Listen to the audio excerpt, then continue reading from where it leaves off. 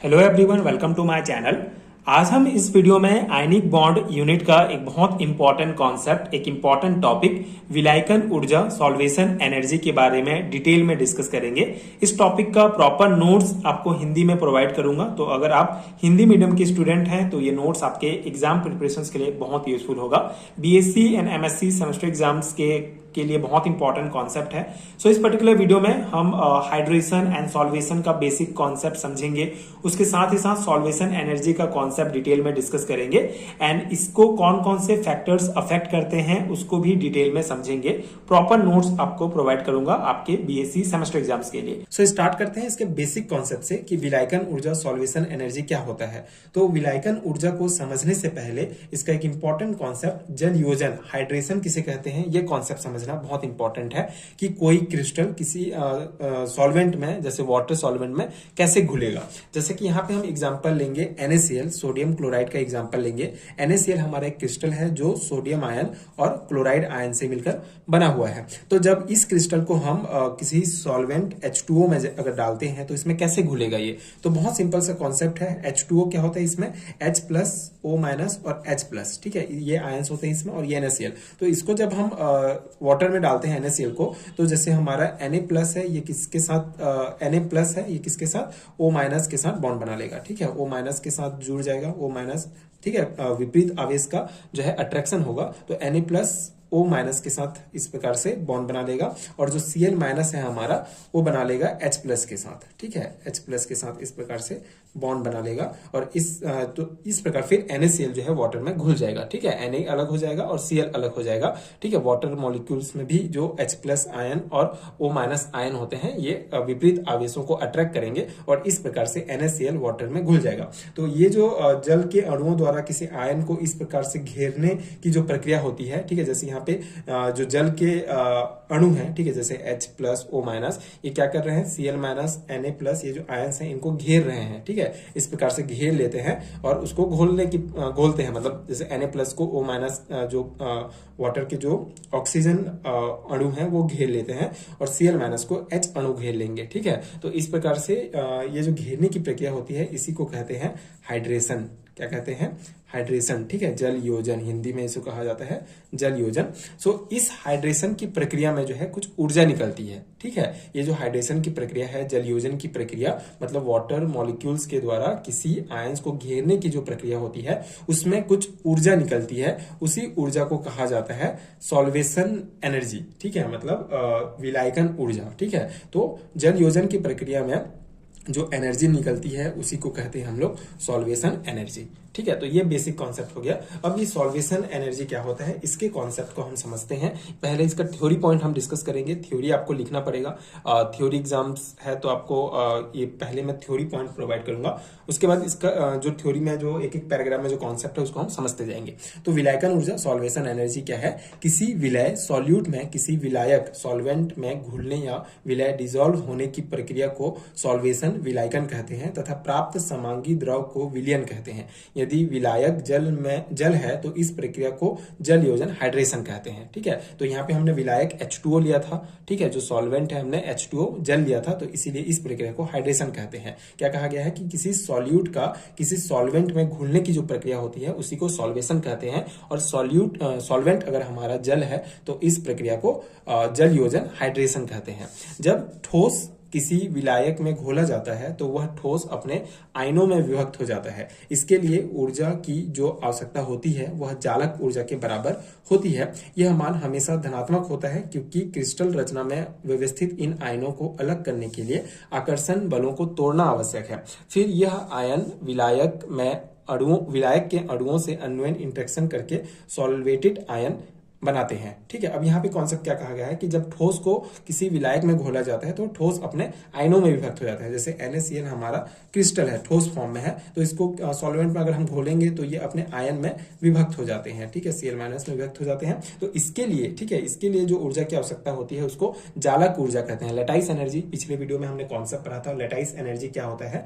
Lattice energy का अगर हम डेफिनेशन देखें तो 1 मोल आयनिक क्रिस्टल का उसके अवयवी गैसीय आयनों से बनने में जितनी ऊर्जा उत्सर्जित होती है उसको आयनिक उस आयनिक यौगिक की उसको जालक ऊर्जा लेटाइस एनर्जी कहते हैं। ठीक है, जैसे अगर NaCl जो है हमारा, सिंपल शब्दों में अगर हम जालक ऊर्जा लेटाइस एनर्जी को समझें तो NaCl जो है वो अपने आयनों में जब चेंज होते हैं Na+ और Cl- में, तो इसके लिए जो ऊर्जा की आवश्यकता होती है उसको जालक ऊर्जा कहा जाता है। ठीक है, तो जालक ऊर्जा आपको कंफ्यूज नहीं होना है। यह मान हमेशा धनात्मक होता है क्योंकि क्रिस्टल रचना में व्यवस्थित इन आयनों को अलग करने के लिए आकर्षण बलों को तोड़ना आवश्यक होता है। Na+ और Cl-, ठीक है, ये इनके बीच आकर्षण बल होता है तो इसको तोड़ना आवश्यक होता है। इसीलिए जो जालक ऊर्जा का मान होता है वो बेसिकली बराबर होता है। ठीक है, ये जो विलायकन ऊर्जा है हमारा उसके बराबर होना चाहिए या उससे ज्यादा होना चाहिए। ठीक है, जालक ऊर्जा का मान से जो है विलायकन ऊर्जा का मान ज्यादा होना चाहिए, तभी इनके बीच जो अट्रैक्शन है, जो आकर्षण बल है, उसको तोड़ सकते हैं। ठीक है, तो ये हो गया। उसके बाद क्या होता है, ये जो आयन होते हैं फिर विलायक के अणुओं से अन्वयन क्रिया करके सॉल्वेटेड आयन बनाते हैं। ठीक है, जैसे वाटर मॉलिक्यूल में जैसे वाटर मॉलिक्यूल जैसे H+ और O- है, उसके साथ फिर ये जो है क्या करते हैं, इंट्रैक्शन करते हैं और सॉल्वेटेड आयन बनाते हैं। मतलब जो कॉन्सेप्ट हमने पढ़ा है उसी को ही लिखना है।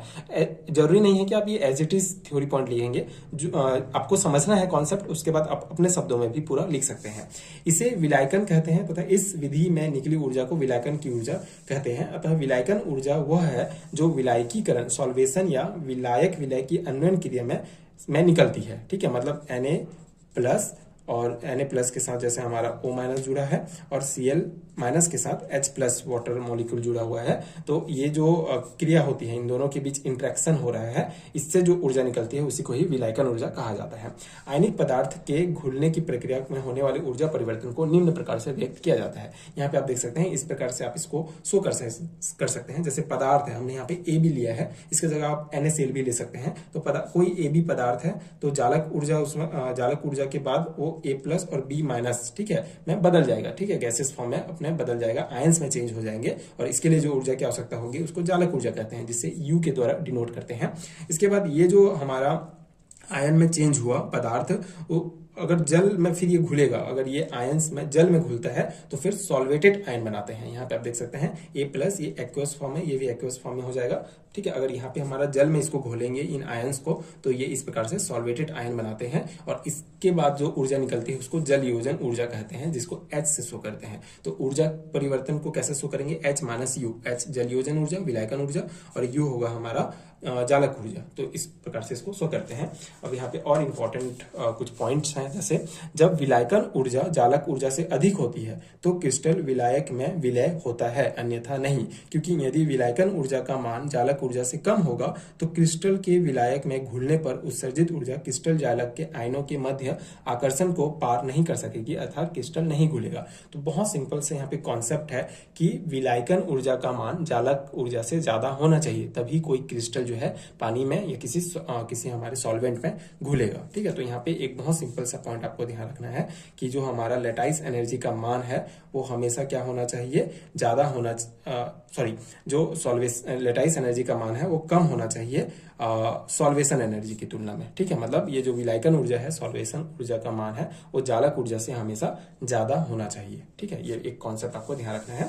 अब इसको प्रभावित करने वाले कारकों को हम देख लेते हैं, ये भी बहुत इंपॉर्टेंट है। अगर लॉन्ग टाइप क्वेश्चन में पूछा जाता है तो आपको विलायकन ऊर्जा को प्रभावित करने वाले कारक भी लिखना होगा। ठीक है, अगर आपको 3 या 4 नंबर में पूछा जाता है बेसिक कॉन्सेप्ट, तो आप विलायकन ऊर्जा क्या है उसी को ही आप शो कर सकते हैं। यहाँ पे आप NaCl का एग्जांपल लेके भी ये कॉन्सेप्ट को यहाँ पे शो कर सकते हैं। अब इसको प्रभावित करने वाले कारक क्या क्या होते हैं, देखिए पहला है क्रिस्टल की जालक ऊर्जा, लेटाइस एनर्जी ऑफ क्रिस्टल। तो हम जानते हैं कि जालक ऊर्जा का मान जितना कम होगा वह क्रिस्टल अधिक विलय होगा। ठीक है, विलायकन ऊर्जा का मान ज्यादा होना चाहिए, तो जालक ऊर्जा का मान अगर कम होगा तो वो क्रिस्टल जो है वो इजिली घुल जाएगा। ठीक है, ज्यादा जल्दी पानी में घुल सकता है, अतः क्रिस्टल की जालक ऊर्जा कम होना चाहिए।